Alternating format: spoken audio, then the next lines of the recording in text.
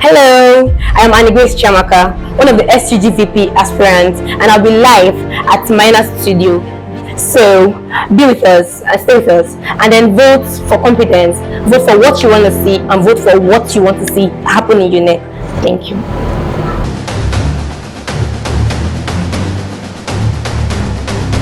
Hello, Unec. The ever-democratic Abraham Lincoln described democracy as the government of the people, for the people, and by the people. So today, I have with me in the studio an SUG VP aspirant, and she will be telling us all about her motives and plans for the student union.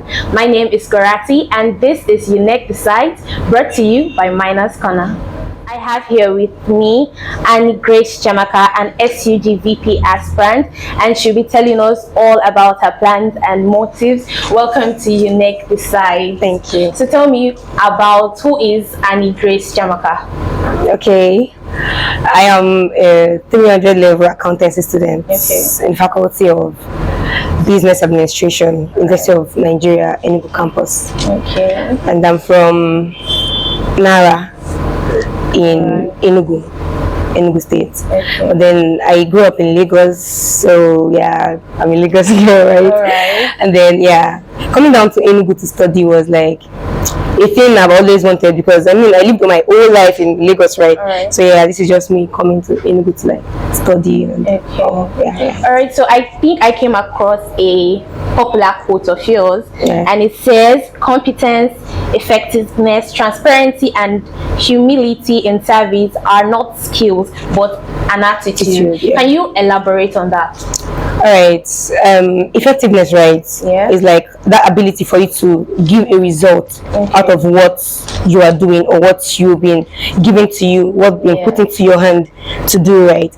So in time past, I've been in positions where I get to be the leader, and then it does not matter how much work you do, but what the results actually are, right? So that's just where the whole effectiveness thing is coming from. And then the competence, right? Competence, the ability for you to stay on something and then get something good out of it. And then transparency, you know, when you are in a process and then you don't communicate to people around you, they tend to like feel shut out, not being put in the process, like not being carried along through the process. So when you're like transparent, especially when you've been given a thing to do, something to handle, and then people are there waiting for you to give them results. So I feel transparency is something. So being an accountant student, if I said that right, why student politics? Actually, it does not really matter which field of study you've chosen. I mean, you might even see people that study the political science, not even actualizing it in the career field. So accountants, being an accountant doesn't actually stop me or actually anybody at all from going into the political pursuits. People in government, I mean people in the accounting sectors, in the economic sectors, in government, everything is in politics, right?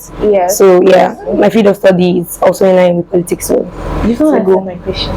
Why did Chiamaka choose to be a student politician?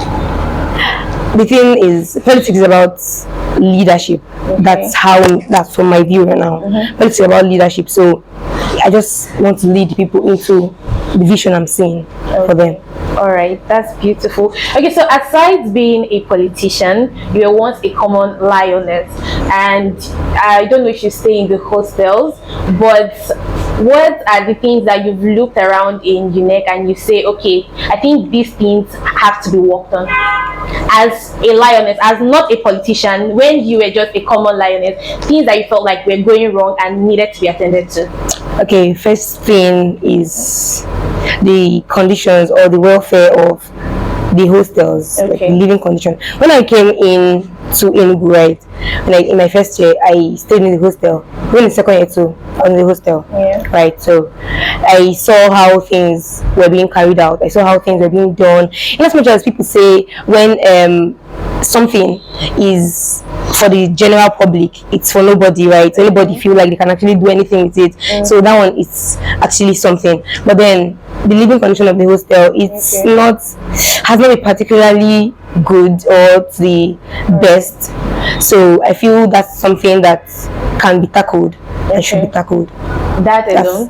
one of it. I want 3. So you said 1. I need 2 more things. Okay, again, I also feel, and I know that beyond the school walls, right, many other things come after the school, right? So there's some people, right, after their first year, they feel they still have 3 years. For people that have like 4 years, yes, so they feel they still have like 3 more years. Before you know it, you're in your second year, right? You feel like, okay, I'm second year, I still have 2 years. Boom, you're in your third year. You still have not got something you can actually hold on to as a weapon, or something you can actually, that you have as an edge over other people, even if they are in your career field. So I feel the total student union of Unec, right, have to move to this level where they can actually hold on to something that can actually be useful both in their career field and outside. Things like technology. Right, so you're talking about skills. You don't necessarily just talk about things or physical things or just that people can actually do. You can actually go into the technology sector, go into the media sector, Okay, so you spoke about the hostel conditions, technology. So what's the third thing you think needs to be worked on? Actually, there are a lot of things that can actually be worked on, but then the third one can actually be a mentorship program, a mentorship structure, right? Like first years, for instance, I was very naive in my first year. I mean, before coming to school, I was this person that practically I knew most of my seniors, and then most people from my class. So I saw that, okay, these people, they're seniors, right? And then my set too, they're my mates. But then more things can actually be done. I feel if we had something as a mentorship structure in Unec, people can actually make out something better out of themselves. Okay, so I asked this question because I want to quote you by your words. So you spoke about the hostels, you spoke about technology and mentorship. How do you, as Chiamaka, want to work towards these things if you emerge to be the SUG vice president? All right, on the hostel matter. Yes. Okay, I once saw somewhere someone was complaining about the fact that when the cleaners trash the things, the trash, like when they throw them out, they see people going there to pick stuffs. I mean, what can somebody just go to a trash bin to pick when person is not mad? Right? Right. It's actually, it can actually be very, very cringy, and then very creepy too. So the thing is, ladies have been complaining. They be like, okay, they have not been proper disposal of their used pads and everything like that. Cut you there. How does that affect the living condition of the hostel? That is one of the things that can actually be done. All right. Okay, let me talk about that. Let's talk about the condition of the hostels, the hall, the toilets, the bathrooms, and everything. I feel if proper sanitation can be done more regularly than it is being carried out right now, it's being done right now, the living conditions can actually be better. So about technology, something as a technology initiative summit where we get to bring in those people in those fields to come talk to the students, and then afterwards for the interested people, because definitely it's not everybody cannot be. Will this summit be paid for? No. Okay. It's not going to be paid for. We're going to hold you by your words. Alright. Okay, continue. Alright, so it's going to be where we invite those people that are like pros in their field to come talk to the people, to the students, and then a training afterwards. The training, depending, might be free, but then might be at a slashed price. Probably what you might pay for it, Adibi had gone outside. You can get it actually cheaper, and the training can actually take place. Okay, I think that's interesting. I think it's going to interest quite a number of your next students. But I want to know how to describe your leadership skill. I don't understand. Please rephrase. Okay, how would you describe your leadership skill? How do you describe the way you lead people? Okay, me for one, I am a kind of person. I study the crowd. Okay. and then study the response I get from people before going ahead to the next step, like taking the next step. All right. Right. So if I have this very good listening skills and then this ability to like study people and know what they want and know how they actually want me to react to this particular situation, all right, can be a go-to. Okay. So over the years, we know that during campaigns, elections, every aspirant is accessible. But then after the whole election and you probably win the position of the SUG vice president, you all of a sudden disappear into thin air. How do you assure us that if we vote for you, you will be accessible to the common lion and lioness in Unec? Okay, I've been a very, very accessible person. I can't prove that. People of Unec can actually say that. Okay. Because when I was in my first year, right, I was part of the editorial board and I joined boards. I mean, I was very active even in my first year. All right. So I got to rapport well with my seniors, my colleagues, and even when we went out for interviews to interview CEOs and everything, I was a very outspoken person. Does that make you transparent? No. I mean, you can actually be able to talk not talk actually and talk. transparent. Sorry. Does that make you accessible? I'm still coming to the accessibility part. No, I asked about accessibility. All right. So being accessible, right, is okay. The fact people feel like because during the campaign period, we are everywhere. We are yes, right. Our faces. And then when you win, or if you don't even win, you just disappear. Okay. Right. If I'm a person, or I've been a kind of person that have been very accessible to my seniors and even my younger ones in school, okay, I can still be, regardless of if I win it or not. So people would not want to leave the school and everything under the hands of a novice, if I should say. So what leadership experiences would you say that Chiamaka has? Okay, I mentioned earlier, in the past I've actually held a couple positions, right, and currently in church, right, I am currently a head of department, and then as outside that, even outside the whole school walls, I've actually held positions. I've actually led people, and then I feel so we can go and verify. Okay. That's nice. Okay, so do you think Chiamaka can be the voice of the students? Because we had issues. I'm going to give you an example. When school fees was raised, we complained and complained and complained, and we cried to the SUG, but it seems like they were not our voice. So how do you believe that Chiamaka can be the voice of the students? Okay, during the period when they increased the school fees, right, I feel the SUG body actually did their part. Okay. In as much as it did not really go in the favor, or it did not really come out as the students wanted. Because me, then I was looking at slash my school fees down, please. I don't want to pay this. You get so, and then they come up with we spoke with the dean, spoke with the DVC. We've been having series of meetings. Everybody, normal students will feel like meetings, no results. Yes. Right. Yes. No. So being in that position, I believe everybody wants to see results, right? Yes. And then that's where we come in with the transparency thing. When you carry the students along, definitely when you go to these meetings with the dean and the people in school, you do not just go as SUG, but you can actually carry along some people representing the students for them to see that this thing is not something that SUG really wants, but then it can actually be helped to the level it can actually be helped. So do you think that Chiamaka can be the voice of it? Is it yes or no question? Yes. Okay. All right. How would you rate the outgoing government, and where would you say they had loopholes and you can fill up?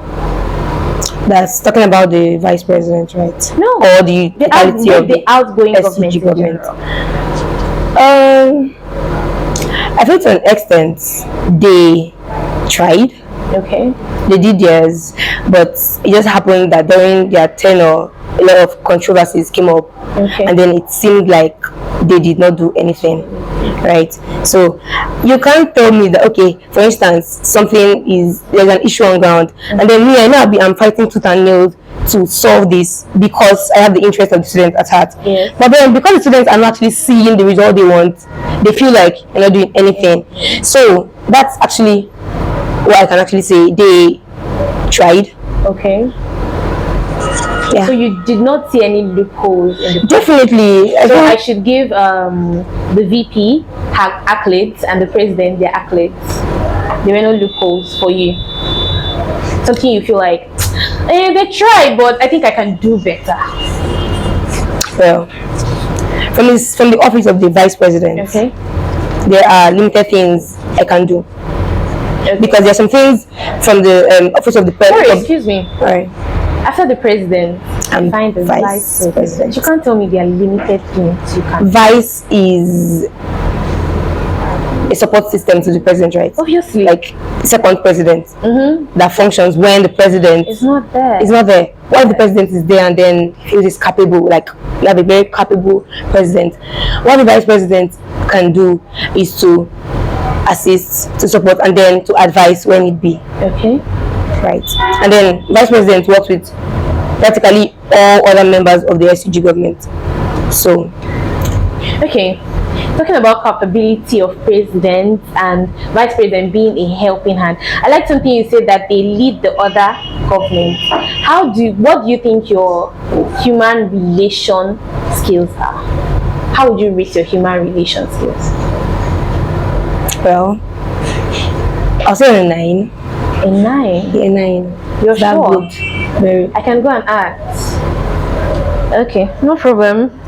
Okay, so I think we already spoken about the hostels, but we had a lot of issues with accommodation in school. Right.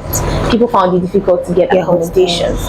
And how do you plan to come in for the students? Because a lot of people the hostels are empty, nobody is living there basically. So how do you plan on making sure that students get accommodation? Okay. Reporting well and having a good relationship with the associate dean of student affairs now will actually be a very, very good help as to this particular issue. And then that's for the hostels. That's for the hostels. Yeah, when you feel like, okay, there are empty hostels or there are empty spaces, but then there are nobody filling it, probably they're actually giving it out of honors to some people or something, and not to the total populace of the student union. That would be something that we'll get to talk about with the associate dean of student affairs. Okay. Yeah. Okay, so I want you to blow your own trumpet. So what makes you the best candidate for the SUG vice president position? Because I can only talk for myself, right? Exactly, that's why I said I want you to blow your trumpet. I am. Okay. This government, right, needs transparency. Obviously. Needs competence. Okay. Needs openness. And then, the ability to communicate and communicate well. And you think Chiamaka is all of this? All of them. All of this. And more. And more. Oh, it is and more. Okay, so before we get to the end of this interview, it's been an amazing time getting to hear your own view and what you think can be done about the student government and how you plan on implementing these things, because I asked my first question so that I could hold you responsible, and you've given us insights on what you think can be done and how you plan on doing this thing.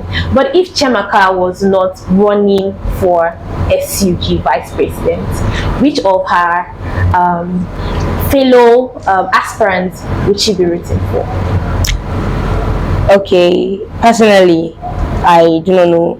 I have not had like a personal encounter with those with the other people, so I can't actually say. You can't actually say. Okay, that's amazing. I think we're almost getting to the end of this interview, but I feel like you're tense. So just to ease the air and everything, I would like to play like a few games with you. And I'm going to be using the environment of Unec to do that. Right. So it's called this or that. Okay, Ibiam or Ojuku? Ibiam, please. Wow. Yeah. Ibiam. Yes, I can say that again. Ibiam. Why Ibiam? Okay, I grew up in Lagos, right? Okay. I am used to the whole bubbling Lagos. Okay. There's this thing that common Lagos people that is just found in Ibiam. I understand that Ojuku is. I was in my area. Lady Ibiam. Wow. Yes, Okay. shout out to Ibiam people. Okay. Ojuku is a very nice hostel, right? nice. I mean, I stayed in my area now, so Okay. it's still a 3-man room and Okay. 2-man room, right? But you rather I like choose Ibiam. Ibiam. I like the lights. In as much as you have to contend with plenty people, like people talk to people and all. That's amazing. So, school ref for Zidis. Zidis. It's giving rich auntie vibes. Actually, there was one time I had to write an online exam. Okay. So I went to Zidis like very early, and then he was cleaning up. It was very nice. When I ask school ref for Zidis, I'm talking about the food. No. Now I'm talking about how they relate with people that they don't even know if they'll be their customers or not. Not to talk of when you now come to their food. And I say their food is really nice too. Okay, you rather go for Zidis than school ref. Yes. Okay, for my final question, if you were going to go to night class, Koshcharis or MPB? MPB. Are you saying this because MPB? No, the thing is, people are actually very many in Koshcharis because there is the lights and you like your space. Yeah. Okay. So you can stay in MPB and then you read very well too. Okay, thank you for honoring our invitation. I'm thank you for having me. To be here. At least I'm sitting with the maybe soon to be SCG Vice President, Right. and it's my honor to be here with you. So guys, you guys could hear what she said, her contributions, what she thinks she can bring to the student union government. I can't decide for you. You've listened to her, and I think you should decide on whether she's your best candidate or not. Until next time, this is still Unec Decides, brought to you by Minus Corner. Thank you. Thank you.